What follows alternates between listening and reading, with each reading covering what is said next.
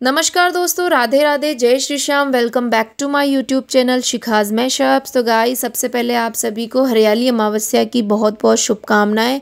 तो आपको थंबनेल देख के समझ में आ ही गया होगा गाइस कि आज है हरियाली अमावस्या। जी हाँ, आज 17 जुलाई 2023 सोमवार को जो है हरियाली अमावस्या है। हिंदू धर्म में अमावस्या तिथि को बेहद महत्वपूर्ण माना गया है। अमावस्या तिथि पितरों को समर्पित किया गया है। साथ ही कुछ अमावस्या तो विशेष होती है, जैसे सावन की अमावस्या। सावन महीने की अमावस्या को ही हम हरियाली अमावस्या कहते हैं। हरियाली अमावस्या के दिन स्नान, दान, पूजा पाठ के अलावा पौधे लगाने का बहुत ही महत्व है। हरियाली अमावस्या के दिन पौधा लगाना बहुत ही शुभ माना जाता है। तो गाइज, आज एक पौधा आप ज़रूर लगाएं। तो आज 17 जुलाई सोमवार को हरियाली अमावस्या है, साथ ही सावन का दूसरा सोमवार भी है गाइज। इस शुभ संयोग ने आज के दिन के महत्व को कई गुना बढ़ा दिया है। वैसे भी सोमवार के दिन अमावस्या का पड़ना बहुत ही शुभ माना जाता है, इसीलिए हम इसे सोमवती अमावस्या भी कहते हैं। हरियाली अमावस्या और सावन सोमवार का यह संयोग भगवान भोलेनाथ की कृपा पाने के लिए बेहद ही शुभ होता है। आज शिव जी की पूजा करना अपार लाभ कराएगा गाइस। सावन के दूसरे सोमवार के दिन भोलेनाथ की कृपा पाने के लिए शिवलिंग का अभिषेक ज़रूर करें, बेलपत्र धतूरा अर्पित करें। ऐसा करने से शिव जी सारी मनोकामनाएं हमारी पूरी करेंगे।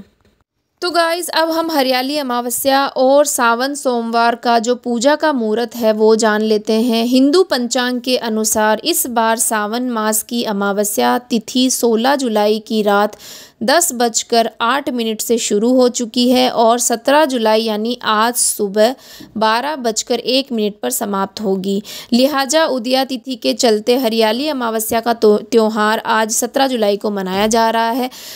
साथ ही सावन सोमवार की पूजा करने के लिए शुभ मुहूर्त सुबह से शुरू हो चुका है। अब विजय मुहूर्त दोपहर 2:45 से दोपहर के 3:40 तक रहेगा।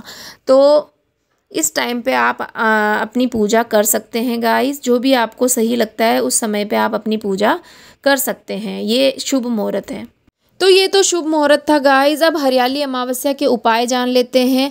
आज हरियाली अमावस्या पर सूर्यास्त के बाद पीपल के पेड़ के नीचे तिल के तेल का दीपक जलाएं। साथ ही 5 तरह की मिठाइयों को अलग अलग 5 पत्तों पीपल के पत्तों पर रखकर ओम सर्वभ्यो पितृदेवभ्यो नमः मंत्र का जाप करें।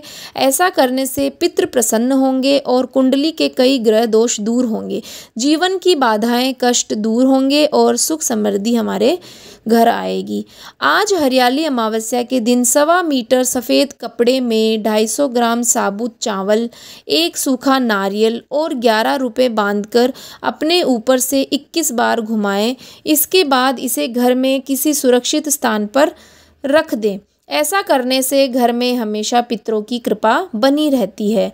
हरियाली अमावस्या पर गाय को खीर और रोटी खिलाएं। साथ ही कुत्ते को सरसों के तेल की पूरी या रोटी में सरसों का तेल लगाकर भी खिलाएं। इससे भी कष्टों से हमें निजात मिलती है। हरियाली अमावस्या के दिन सूर्योदय से पहले उठकर किसी पवित्र नदी में स्नान करना चाहिए। हालांकि ये पॉसिबल नहीं होता है कि हम सब लोग जाकर नदी में स्नान कर पाएँ, तो क्या कर सकते हैं आप घर पर ही नहाने के पानी में आप गंगाजल मिला सकते हैं और उससे स्नान कर सकते हैं। स्नान के बाद पूजा करें, व्रत का संकल्प करें। इसके पश्चात भगवान सूर्य को अर्घ्य दें और अर्घ्य देते हुए अपने पितरों को याद करें। इस दिन पितरों संबंधित कार्य करें। इस दिन पितरों के नाम पर दान और धर्म का कार्य ज़रूर करें। दान ज़रूरतमंद को करें। इस दिन भगवान विष्णु और शंकर भगवान की पूजा अवश्य करें। कोशिश करें कि पूरा दिन सात्विक हो और किसी भी तरह का पाप करने से बचें। अब सावन सोमवार पूजन विधि भी जान लें। सावन के सोमवार के दिन स्नान आदि के बाद शिव जी के मंदिर जाएं। मंदिर नंगे पैर ही जाएं घर से, और घर से ही लोटे में जल भर कर ले जाएं। मंदिर जाकर शिवलिंग पर जल अर्पित करें, भगवान को साष्टांग प्रणाम करें। वहीं पर खड़े होकर शिव मंत्र का 108 बार जाप करें। दिन में केवल फलाहार करें। सायंकाल भगवान के मंत्रों का फिर से जाप करें तथा उनकी आरती करें। अगले दिन पहले अन्न वस्त्र का दान करें, तब जाकर व्रत का पारायण करें। आज जो है वो सोमवती अमावस्या भी है, तो आज मैं सोमवती अमावस्या की कथा भी इसी में ऐड कर देती हूँ। तो स्टार्ट करते हैं कथा। अमावस्या सोमवार के दिन आती है तो इसे हम सोमवती अमावस्या भी कहते हैं। तो गाइज़ अब हम जानेंगे कि सोमवती अमावस्या की जो व्रत कथा है वो क्या है। सोमवती अमावस्या व्रत कथा के अनुसार एक नगर में गरीब ब्राह्मण परिवार रहता था। उसके साथ उसकी पत्नी और उसकी एक पुत्री भी रहती थी। समय बीतता गया और उसकी पुत्री धीरे धीरे बड़ी होने लगी। उसकी पुत्री सुंदर, संस्कारवान एवं गुणवान थी, परंतु गरीब होने के कारण उसका विवाह नहीं हो रहा था। एक दिन ब्राह्मण के घर एक साधु पधारे। साधु उस कन्या के सेवा भाव से बेहद प्रसन्न हुए और उन्होंने उस कन्या को लंबी आयु का आशीर्वाद दिया। साथ ही साधु महाराज ने ये भी बताया कि इस कन्या के हाथ में विवाह योग्य रेखा नहीं है। ये बात सुनकर ब्राह्मण दंपति परेशान हो गए और उन्होंने साधु से इसका उपाय पूछा। साधु महाराज ने अपनी अंतर्दृष्टि में ध्यान करके बताया कि यहाँ से कुछ ही दूरी पर एक गांव में सोना नाम की धोबिन महिला रहती है, जो बहुत ही संस्कार संपन्न तथा पति परायण है। यदि यह कन्या उस धोबिन की सेवा करे और उसकी सेवा से प्रसन्न होकर महिला इसकी शादी में अपनी मांग का सिंदूर लगा दे तो उसके बाद इस कन्या का विवाह हो जाए तो इस कन्या का वैधव्य योग मिट जाएगा। साथ ही साधु ने यह भी बताया कि वह महिला कहीं आती जाती नहीं है। साधु महाराज की बात सुनकर ब्राह्मणी ने अपनी बेटी को धोबिन की सेवा करने का प्रस्ताव रखा।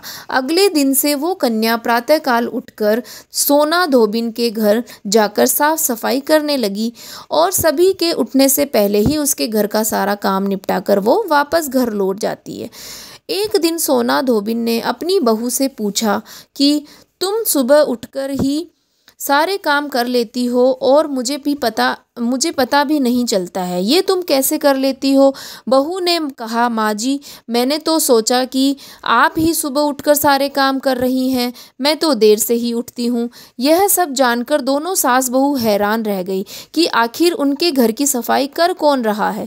दोनों अपने घर की निगरानी करने लगी कि कौन है जो सुबह ही आकर हमारे घर का सारा काम करके चला जाता है। कई दिनों के बाद उस धोबिन ने देखा कि एक कन्या अपने मुंह कपड़े से ढके हुए अंधेरे में घर में आती है और सारा काम करके चुपचाप चली जाती है।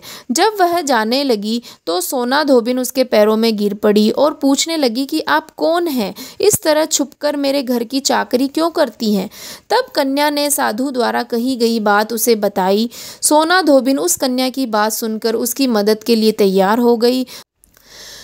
उस समय उस धोबिन का पति थोड़ा अस्वस्थ था। उसने अपनी बहू से अपने लौट आने तक घर पर ही रहने को कहा। सोना धोबिन ने जैसे ही अपने मांग का सिंदूर उस कन्या की मांग में लगाया, वैसे ही उसके पति की मृत्यु हो गई। सोना धोबिन उस कन्या के यहाँ जाने के लिए अपने घर से निराजल ही चली थी, ये सोचकर कि रास्ते में कहीं पीपल का पेड़ मिलेगा तो वो उसे भंवरी देकर उसकी परिक्रमा करके जल ग्रहण करेगी। उस दिन सोमवती अमावस्या थी। धोबिन ने ब्राह्मण परिवार के घर से मिलकर पुए पकवान की जगह ईंट के टुकड़ों से 108 बार भंवरी दी और 108 बार पीपल के पेड़ की परिक्रमा की। उसके बाद उसने जल ग्रहण किया। उस धोबिन ने जैसे ही ये काम किया, उसके पति के मृत शरीर में वापस जान आ गई। इस तरह से धोबिन का पति फिर से जीवित हो उठा। तो इस तरह धोबिन ने उस कन्या का भी जीवन बना दिया और अपने पति की प्राणों की भी रक्षा की। तो ये थी सोमवती अमावस्या की कथा। तो जिस तरह से भगवान शिव शंकर ने उन पर कृपा दृष्टि करी, वैसे ही हमारे ऊपर भी कृपा दृष्टि बनाए रखे। और पसंद आई हो वीडियो तो please like share and subscribe करना बिल्कुल ना भूलें। हर हर महादेव।